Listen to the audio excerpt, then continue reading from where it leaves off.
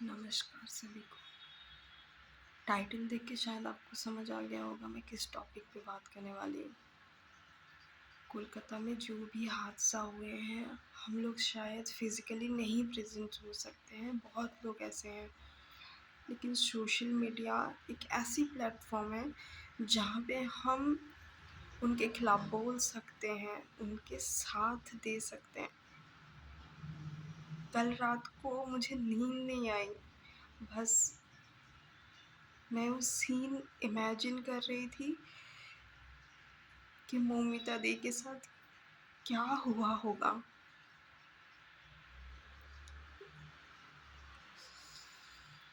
वो कैसे झेली होंगी। मैं बस अभी-अभी उठी हूँ नींद से और मैंने सोचा कि वीडियो बनाते हैं जिस पे बोलते हैं। मैं सबको कॉल करती और सभी को बोलती।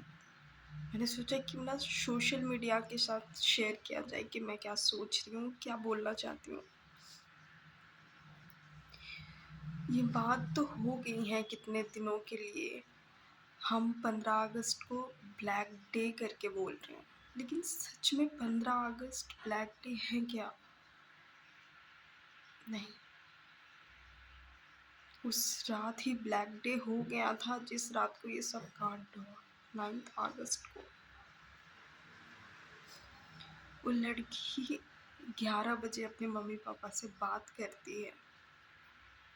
36 आवर्स की ड्यूटी करती है। कोई भी इंसान एक नॉर्मल वर्कर भी हो, कितना थक जाएगा। अगर वो 12 घंटे भी ड्यूटी करे, तो 36 घंटे की ड्यूटी कर रही थी। लेकिन रिज़ल्ट में क्या मिला? ये सब। मैं भी कोलकाता साइड से ही हूँ, वेस्ट बंगाल साइड से। सुन के कितना घिन आता है कि हमारे स्टेट में ये सब हो रहा है। और ये ऐसा, ये बस रेप नहीं है, मर्डर भी है, और वो भी घिनौने तरीके से। कुछ भी बोला जाए, कितना भी इसको निंदाजनक बनाया जाए, कुछ भी कि इसके खिलाफ वर्ड्स यूज़ किया जाए, लेकिन सच में क्या ये वर्ड सब बोल के इसके काबिल है? नहीं, इससे भी बदतर है, इससे भी बदतर। मैं बताती हूँ मुझे जितना पता है कि क्या हुआ था। 9 अगस्त को वो अपने मम्मी पापा से बात की 11 बजे। जैसे नॉर्मल होता है कि मैं ठीक हूँ, मम्मी पापा को आश्वास दिलाना। जैसे मैं बाहर जाती हूँ तो मम्मी पापा कॉल करते रहते हैं कि क्या कर रही है, क्या नहीं, अपडेट देना पड़ता है, वो टेंशन में रहते हैं। भी बताई कि मैं ठीक हूँ, अभी सो जाए।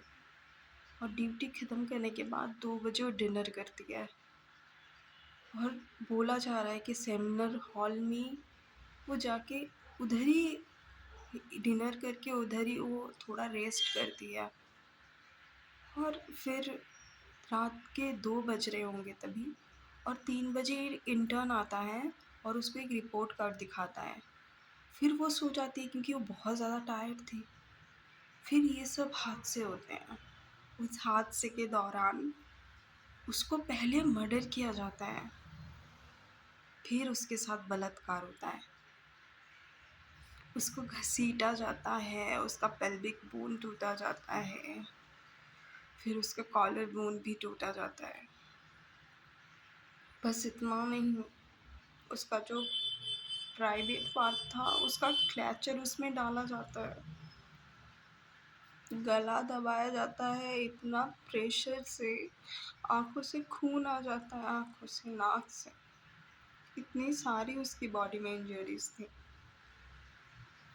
और उसमें मज़े की बात है, एक लड़की भी शामिल थी।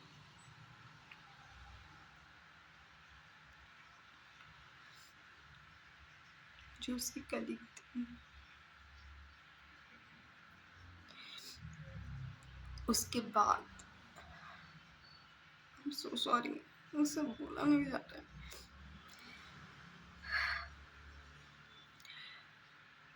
सभी बोल रहे हैं कि ये सेमिनार हॉल में ये कांड हुआ है, लेकिन ये कांड सेमिनार हॉल में नहीं हुआ है, क्योंकि ये कांड हादसा होने के बाद ही नेक्स्ट डे ही डॉक्टर वाले जो रूम थे, जहाँ पे बाथरूम के जस्ट बगल में ही, सेमिनार वाले रूम के जस्ट बगल में जो रूम था जहाँ पे एक बाथरूम भी थी, उस रूम को रिनोवेशन के नाम पे रिनोवेट किया जाता है और उसको तोड़ा जाता है। गवर्नमेंट कॉलेज में एक छोटी से छोटी चीज़ होने के लिए कितना वक्त लग जाता है एक ऑर्डर पास करने के लिए। और इतना क्या जल्दबाजी थी जब सीबीआई को एक केस उसको सौंप दिया गया था, 6 दिन के बाद, वो भी कोलकाता पुलिस से जब कुछ नहीं हुआ। कोलकाता पुलिस से जब कुछ नहीं हुआ था, तो क्यों इतना, तब क्यों उस जगह को रिनोवेट किया जा रहा था? और इतनी क्या जल्दबाजी थी एक पोस्टमार्टम रिपोर्ट आने में? एटलीस्ट मिनिमम 2 से 3 दिन लग जाते ही हैं। जब लड़की का बलात्कार हुआ उसका नेक्स्ट डे ही पोस्टमार्टम रिपोर्ट आ गया। इतनी जल्दबाजी क्या थी? क्या उसका बॉडी जलाना था? सबूत मिटाए जा रहे थे, पूरी की पूरी सबूत मिटाए जा रहे थे।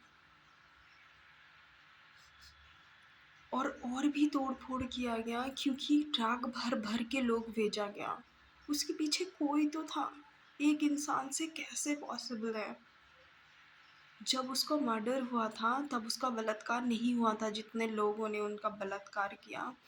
तब एक संजय करके लड़का था जो फोन एडिक्टेड था, जो लड़कियों के साथ गंदा काम करता था और सेक्स एडिक्टेड भी था। सभी जब उसके साथ टॉर्चर करके उसको ख़त्म करके नीचे आ रहे थे और संजय उधर दारू पी रहा था नीचे, और उसको बोला गया जा तेरे लिए एक माल रखा हुआ है, तो तब जाके वो गया और एक डेड बॉडी के साथ उसने रेप किया। और बस वो नहीं, और भी बहुत लोग शामिल थे उसमें जो उनके साथ रेप किया, क्योंकि 150 ग्राम जो सीमेन मिला है वो पॉसिबल नहीं है किसी इंसान के लिए, नहीं पॉसिबल है। हम लोग जस्ट इमेजिन भी नहीं कर सकते कि उस लड़की के साथ नेक्स्ट कुछ मिनट के लिए क्या वो झेली होगी, किस दौर से वो गुजरी होगी, नहीं सोच सकते। और ममता बनर्जी सीएम होके क्या कर रही हैं? वो खुद के खिलाफ लड़ रही हैं जब उनके हाथ में सब कुछ है, फिर भी वो रैली निकल रहे हैं, प्रोटेस्ट कर रहे हैं अपने ही खिलाफ।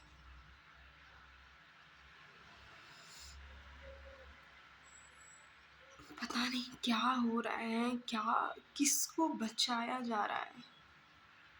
और संदीप घोष वो क्या कर रहे हैं? एक छोटी से छोटी हादसा हो जाती है कॉलेज में, प्राइवेट हो गवर्नमेंट हो, और सबसे बड़ी बात है कि उसका पूरा का पूरा रिस्पॉन्सिबिलिटी जाता है प्रिंसिपल के ऊपर, जो हेड ऑफ द कॉलेज है, जो चला रहा है सिस्टम को। वो खुद ही एक सबसे बड़ा रैकेट है, वो क्या करेगा?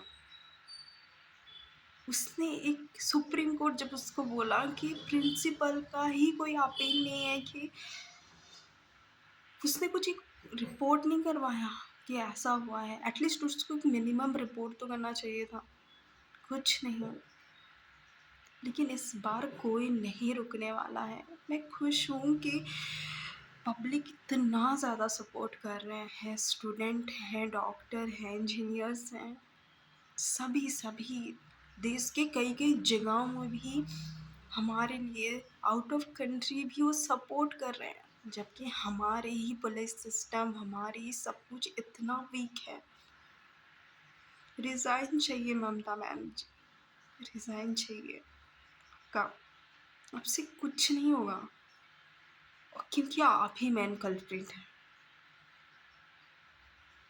सुना ऐसा भी क्या है कि संदीप घोष जब बड़ा बड़ा टेंडर निकलता था, वो जो ड्रग्स वगैरह, बस ड्रग्स, वो ड्रग्स नहीं जो लोग लेते हैं, वो पाउडर वाला और समथिंग कुछ सब होते हैं, वो बस वो करता था जब टेंडर वगैरह निकलता था मेडिसिन का, उस टेंडर को वो सप्लाई करता था।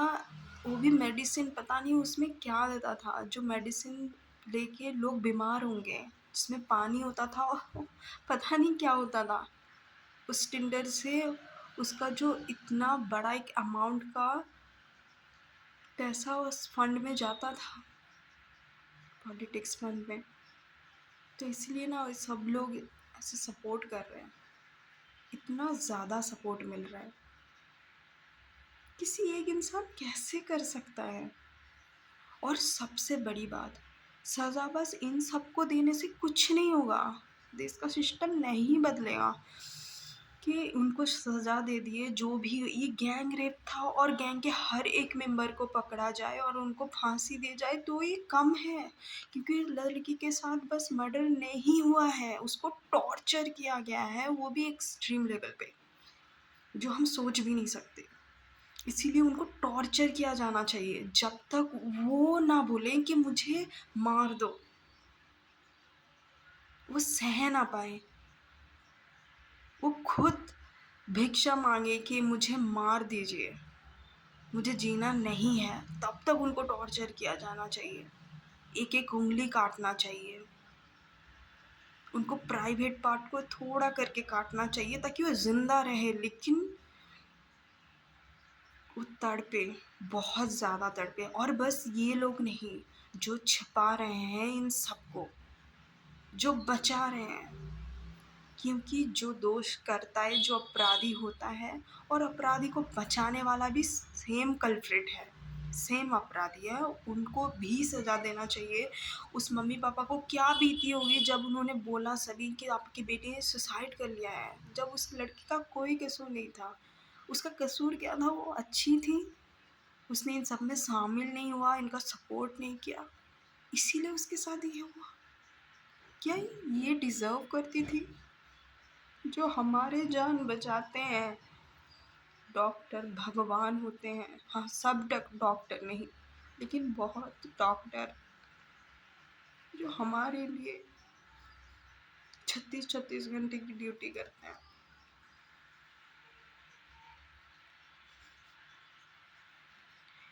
उनके साथ क्या ये होना सही है?